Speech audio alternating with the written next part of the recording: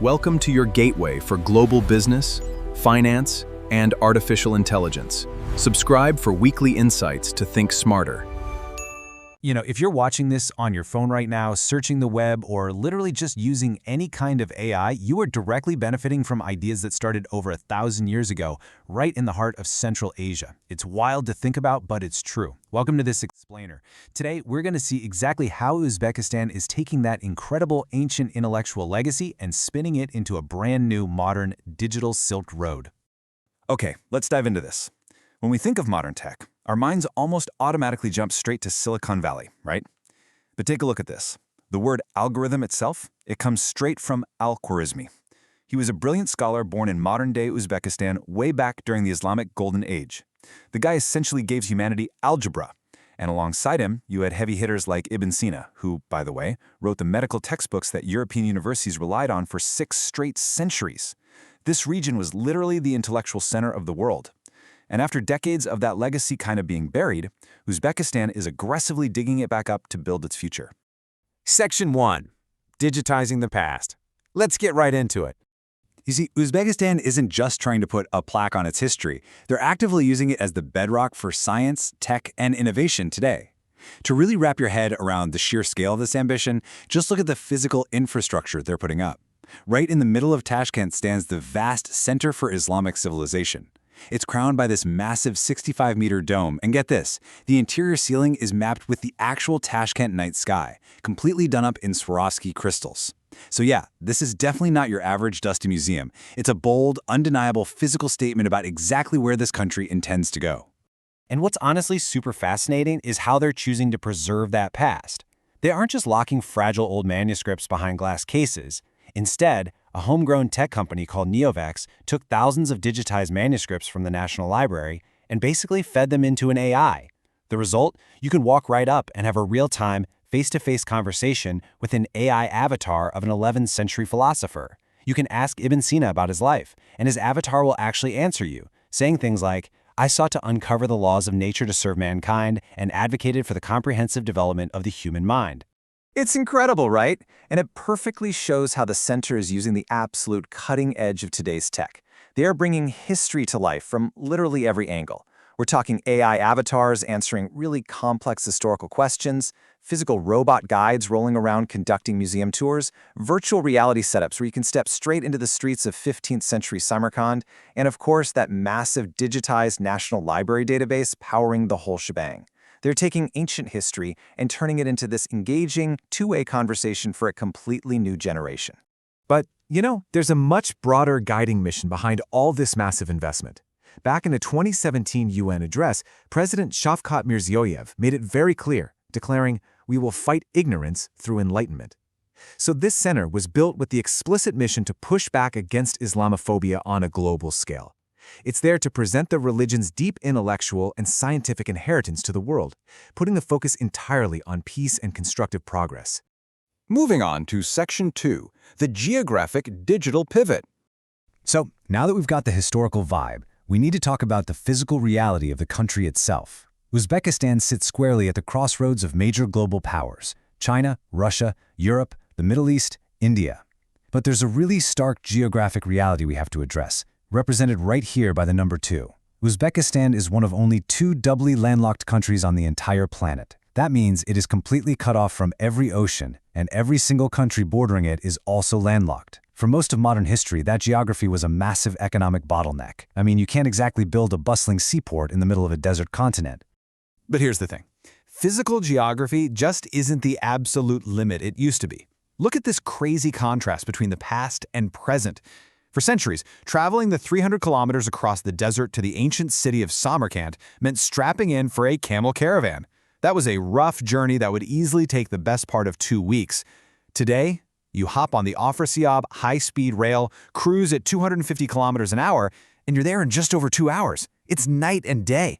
And honestly, it's the perfect metaphor for a country that is in a massive hurry to modernize.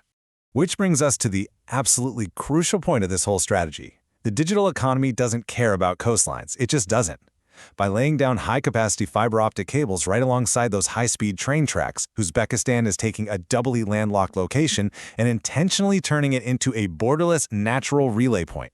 It's becoming a superhighway for data, capital, and talent to flow seamlessly between global markets. All right, Section 3, building the tech ecosystem. Okay, so how do you actually build this from the ground up? Well, you look at the real-world companies that are turning this whole digital Silk Road idea from a lofty metaphor into an everyday reality. And to do that, any tech ecosystem needs a massive competitive advantage. For Uzbekistan, it's staring us right in the face with this demographic data. Over 60% of their population is under 30 years old. 60%. That is a huge, digitally literate demographic that is incredibly hungry to learn, especially when it comes to software development and modern tech skills. And these young talents, they aren't waiting around. They are actively digitizing the economy from the ground up. The steps they're taking are wonderfully practical. First up, incubators. Places like Startup Garage pulled together over 400 ambitious talents in just 2 years, and now they're actually helping founders scale all the way into North Africa. Second, they're modernizing the factories. IT companies like Venus are stepping in to help the country's largest edible oil producers track their massive warehouse inventories using AI, totally replacing old, disconnected paper trails. And third, this one's really cool. They're digitizing traditional markets. Companies like Rioloft have gone straight into 1,000-year-old bazaars and set up QR codes at the stalls. Now, vendors can instantly check inventory and take digital payments right there on the spot. Now, what's genuinely fascinating here is the unique advantage of starting from a relatively low base. They call it having no legacy legislation. Think about it. In a lot of European countries, innovators have to constantly battle to reconcile brand new tech with decades of old, rigid, entrenched laws and systems. But Uzbekistan, they're essentially starting from ground zero. And that creates this highly agile, almost startup-like environment for rolling out national digitalization. Which leads us nicely into Section 4, becoming a fintech hub. Because let's be real, connected factories and online bazaars mean absolutely nothing if people are still forced to settle all their transactions using physical cash. Check out this timeline of rapid transition. It's pretty incredible. Back in 2011, cash was literally everywhere. But then a payment platform called Click popped up, and it gradually got people used to checking their card balances on their mobile phones. It was a small step, but it totally paved the way. By 2017, those huge cultural initiatives like the Center for Islamic Civilization were announced. Then in 2021, tech incubators like Startup Garage launched to harness all that local talent. And looking forward to 2030, the central bank has already laid out a comprehensive fintech strategy to define the future of the entire ecosystem. And to really grasp the sheer scale of how fast fintech is being adopted here, think about this. That same Click app we just talked about from 2011, it now boasts more than 23 million users. 23 million! To the everyday user standing in a market, paying for something just takes 2 seconds. But in the background, AI is operating instantaneously. It's verifying devices, figuring out the best processing routes, and, honestly, most importantly, running highly sophisticated anti-fraud systems to keep every single one of those 23 million users totally safe. And get this. The regulator isn't just sitting back watching from the sidelines. The Central Bank of Uzbekistan is actively in the trenches shaping this ecosystem. Working directly under the president's mandate, their initiatives are super aggressive. They've rolled out a financial technology development strategy aimed squarely at 2030. They built a regulatory sandbox so companies can safely test out brand new AI and cybersecurity products. And they're launching a $50 million venture fund to financially back these startups. Their explicit goal? To position Uzbekistan as the absolute central jurisdiction for global fintech across the entire Central Asian market. Finally, Section 5, the new digital Silk Road. Which brings our entire narrative full circle. We are literally watching a country deliberately thread its ancient past directly into its modern present. The very same historic data network, the one that traded the world's most advanced ideas in math, philosophy, and medicine centuries ago, is now churning out software engineers, fintech platforms, and cutting-edge AI systems. We've seen how they are rebuilding this historic crossroads, not just to move physical goods around, but as a borderless digital hub where information, investment, and innovation can flow freely. Which leaves us with this final provocative thought to take away from this explainer.